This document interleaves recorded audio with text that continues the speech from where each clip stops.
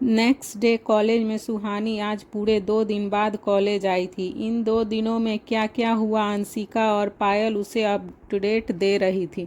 तभी अंशिका ने डरते हुए कहा, सुहानी हमारे कॉलेज में एक छोटा सा फास्ट रखा गया है, उसमें और भी एक्टिविटीज़ शामिल है। लास्ट सेमेस्टर में टॉप करने वाली बच्चों को प्राइज़ भी मिलेगा। सुहानी ने अंशिका का इस बात पर कहा, यह तो अच्छी बात है, इसे इतना डर डर के क्यों बता रही है। तभी अंशिका सुहानी से नज़रें चुराते हुए बोली, सब पार्टिसिपेट कर रहे थे तो मैंने बिना तुझसे पूछे तेरा नाम ऐड करवा दिया। सुहानी ने उसकी इस बात पर चौंकते हुए कहा, क्या? अंशिका सुहानी का गुस्सा देखकर डरते हुए बोली, गुस्सा मत होना यार शालिनी, मैम के कहने पर हमने तेरा नाम भी लिखवा दिया। तू डांस बहुत अच्छा करती है ना, इसीलिए। यह सुनकर सुहानी ने सिर पर हाथ रखते हुए कहा, मेरे मुसीबतों का बढ़ाने वालों की कमी नहीं है मेरे लाइफ में। तभी अंशिका ने डरते हुए फिर से कहा, फेस्ट 2 दिन बाद है। यह सुनकर सुहानी अंशिका को खा जाने वाली नज़रों से देखने लगी। उसने जब सुना कि फास्ट 2 दिन बाद है तो उसका मन किया कि वह एक पत्थर उठाकर अंशिका के सिर पर मार दे। वहीं अंशिका ने जब सुहानी को खुद को ऐसे घूरते देखा तो उसने उसे मस्का लगाते हुए कहा, तू इतना अच्छा डांस करती है, तुझे टेंशन लेने की क्या ज़रूरत है। तू तो बिना प्रैक्टिस के भी स्टेज तोड़ डांस कर सकती है। आफ्टर ऑल तू हमारे कॉलेज की नोरा फतेही है यार। अंशिका की चिकनी चुपड़ी बातें सुनकर सुहानी का मन किया कि वह अंशिका के गाल पर एक जोरदार थप्पड़ लगाए। अंशिका अपनी बात पूरी करके सुहानी के सामने भोली सी शक्ल बनाकर खड़ी हो गई। फिर सुहानी ने उसके गाल पर हल्का सा टैप करते हुए कहा, बस कर, अब ज़्यादा मक्खन लगाने की ज़रूरत नहीं है। अंशिका ने यह सुनते ही सुहानी को हक कर लिया और उसके गाल पर किस करते हुए कहा, थैंक। फिर सुहानी अपने दोस्तों के साथ गॉसिप करने लगी। वहीं उधर रॉकी की नज़रें सुहानी पर ही टिकी थी। उसने सुहानी को अंशिका के गले लगे देखकर अपने सीने पर हाथ रखते हुए कहा, कोई हमें भी गले लगा लो, हम भी तो इस पल के लिए कब से तड़प रहे हैं। जैसे ही सुहानी ने रॉकी की यह बात सुनी तो वह गुस्से में पीछे पलटकर रॉकी को घूरने लगी। सुहानी की खुद को ऐसे घूरता देखकर रॉकी ने बेशर्म होकर कहा, अब देखती ही रहोगी या कुछ करोगी भी। रॉकी की बात पर सुहानी को बहुत गुस्सा आया और उसने एक जोरदार थप्पड़ उसके गाल पर जड़ दिया। रॉकी इस थप्पड़ के लिए तैयार नहीं था। थप्पड़ पड़ते ही उसके कदम डगमगा गए। उसके सामने थप्पड़ खाने से रॉकी ने सुहानी को घूर कर देखते हुए कहा, यह थप्पड़ बहुत महंगा पड़ेगा तुझे। यह कहकर रॉकी अपने दोस्तों के साथ वहां से चला गया तो वहीं सभी लड़कियां सुहानी को ऐसे खुद के लिए स्टैंड लेता देख उसे अप्रिशिएट करने लगी। फिर कुछ देर बाद सुहानी जब कॉलेज से विला आई तो वह सबसे पहले लीना को ढूंढने लगी और वह उसे ढूंढते हुए किचन में चली गई। लीना किचन में खुद के लिए कॉफ़ी बना रही थी। फिर जैसे ही उसकी नज़र सुहानी पर गई तो उसकी सांसें अटक गई और उसे कल रात की सारी बातें याद आ गई। वहीं सुहानी लीना के चेहरे की हवाइयाँ उड़ी देखकर सरकास्टिक स्माइल देते हुए उसके करीब चली गई और उसे ऊपर से नीचे तक देखते हुए उसने कहा, तो आज क्या इरादा है तुम्हारा। सुहानी की बात सुनकर लीना ने अनजान बनते हुए कहा, आप क्या कह रही हैं, मुझे कुछ समझ नहीं आ रहा है। सुहानी ने अपने दोनों हाथ बांधकर लीना को घूरते हुए कहा, ओह रियली, तुम्हें समझ नहीं आ रहा है। कल जब तुम अपनी इस चीप आइज से कियान सर को स्कैन कर रही थी तब मैंने देखा था तुम्हें। सुहानी की यह बात सुनकर लीना और भी डर गई। फिर सुहानी ने उसे घूरते हुए आगे कहा, तुम यहाँ मेरी केयर टेकर बनकर आई हो या उन पर डोरे डालने के लिए आई हो।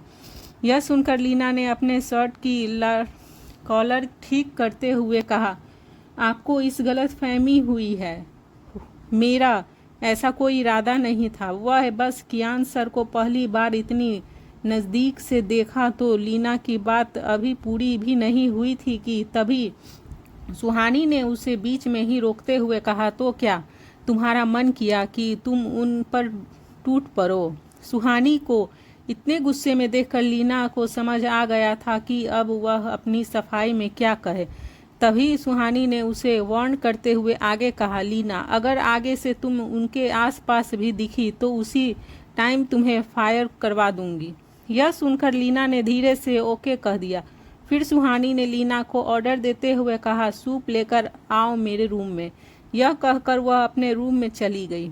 सुहानी के जाने के बाद लीना ने गुस्से में आकर हाथ किचन काउंटर पर पटक दिया और दांत पीसते हुए कहा, समझती क्या है यह खुद को? मैं इसके साथ क्या कर सकती हूँ यह सोच भी नहीं सकती। मुझे ऑर्डर दिया है ना इसने, कल तो ये बच गई थी, देखती हूँ आज कैसे बचती है। सूप पीना है ना इसे, अब मैं पिलाती हूँ, लीना वाला स्पेशल सूप। वहीं कमरे में सुहानी जब चेंज करके आई तो उसे देखा कि लीना उसका सूप मेज पर रख कर चली गई थी। वह सूप पीने ही जा रही थी कि तभी उसके फ़ोन पर मैसेज की नोटिफिकेशन आई। फिर उसने सूप से भरा स्पून बाउल के ढक दिया और फ़ोन चेक करने लगी। सुहानी ने देखा कि अंशिका ने उसे व्हाट्सएप पर सॉन्ग की लिस्ट सेंड की थी। उसे फास्ट में एक सोलो डांस परफॉर्मेंस करना था। उसने सॉन्ग की लिस्ट देखी और फिर बेड पर पड़ा अपना लाल रंग का दुपट्टा उठाकर और फ़ोन लेकर रूम में चली गई।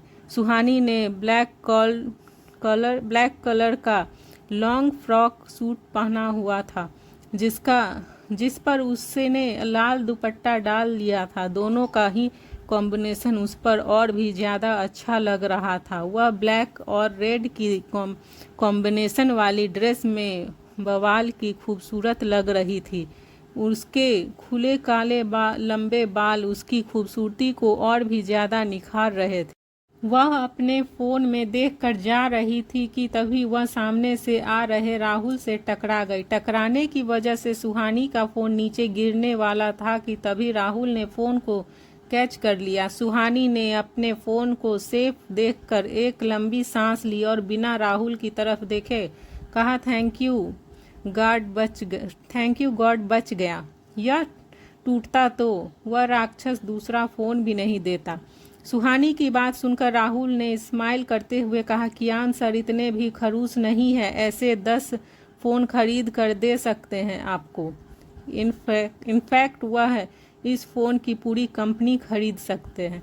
राहुल की बात सुनकर सुहानी ने उसकी तरफ देखा और अपनी एक आईब्रो उठाकर कहा, आप एक भी गलत वर्ड उनके आगे नहीं सुन सकते ना।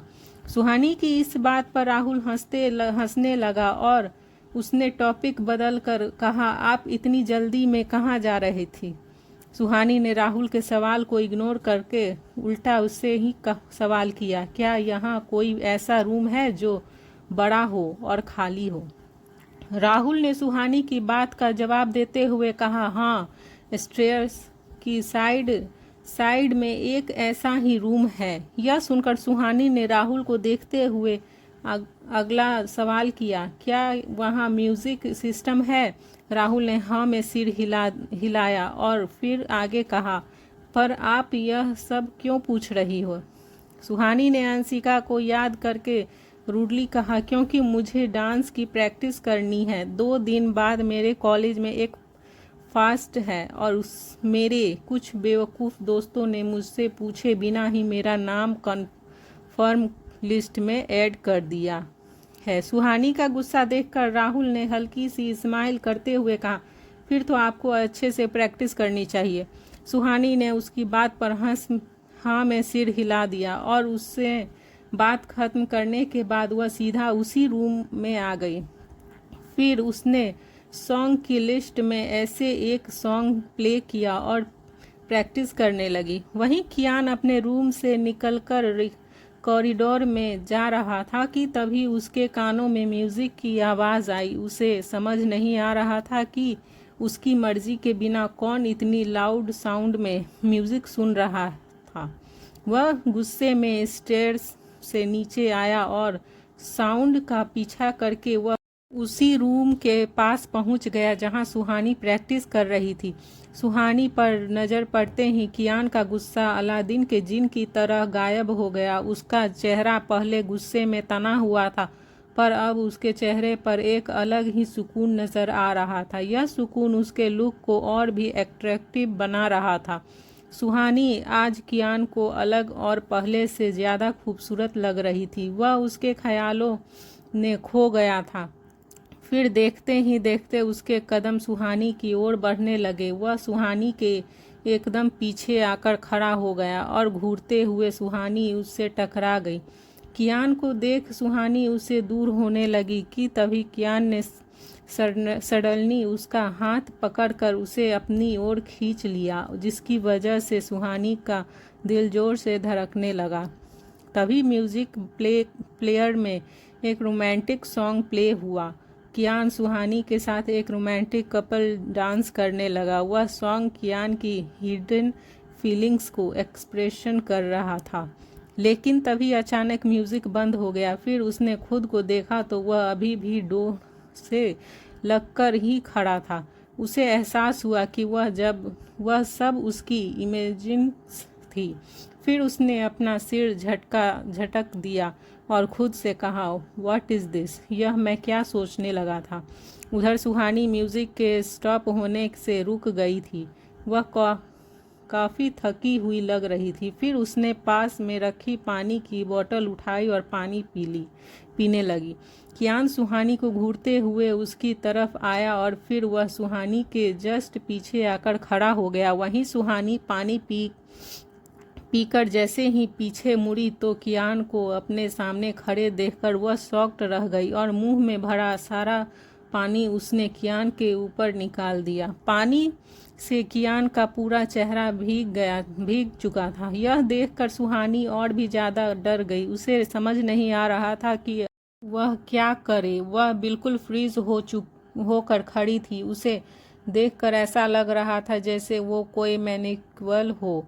कियान ने एक हाथ से अपने चेहरे को साफ किया और सुहानी को अपनी काली नसीली आंखों से घूरते हुए उसकी तरफ बढ़ने लगा। कियान के रिएक्शन को देखकर सुहानी डर से कांपने लगी। वहीं उसके हर बढ़ते स्टेप के साथ अपने स्टेप पीछे ले रही थी। सुहानी कियान की आंखों में देख रही थी। वह उसकी आंखों में देखकर उसके मन का हाल जानना चाह रही थी, पर उसे कहाँ पता था कि वह कियान ओबरॉय के मन को चाहकर भी नहीं पढ़ सकती थी। वह कियान सुहानी को ऐसे देख रहा था मानो आज वह अपनी आंखों से ही उसे सजा देने वाला था। फिर कुछ ही सेकेंड में सुहानी पीछे हटते हुए वॉल से टकरा गई। कियान ने अपना एक हाथ वॉल पर रख दिया और अपने दूसरे हाथ से सुहानी के हाथ में पकड़ी बोतल को लिया। फिर अपने एक्सप्रेशनलेस चेहरे से सुहानी को घूरते हुए उसने बोतल का सारा पानी सुहानी के सिर पर डाल दिया, जिसकी वजह से सुहानी के चेहरे के साथ साथ उसके कपड़े भी गीले हो गए। सुहानी के लिए यह ऑकवर्ड था। कियान को यह करते देखकर वह शॉक्ड हो गई। उसके कपड़े ऊपर से गीले हो गए थे और उसकी स्किन से चिपक गए थे। सुहानी को अब एक्सप्रेंड फील हो रहा था। उसके दोनों गाल शर्म से टमाटर की तरह लाल हो गए थे। कियान ने जब सुहानी को ऐसे देखा तो उसे अब बुरा लग रहा था। सुहानी को ऐसे देखकर उसे अपनी आंखें बंद कर ली। फिर उसने नीचे गिरे सुहानी की दुपट्टे को उठाकर उसे चारों तरफ से लपेट दिया और बिना कुछ बोले वहां से चला गया। सुहानी वहीं खड़ी कियान को जाते हुए देख रही थी। फिर उसने खुद से कहा, क्या साइको इंसान है। पहले खुद ही गलती की और अब खुद ही अपनी गलती को सुधार कर भी चला गया।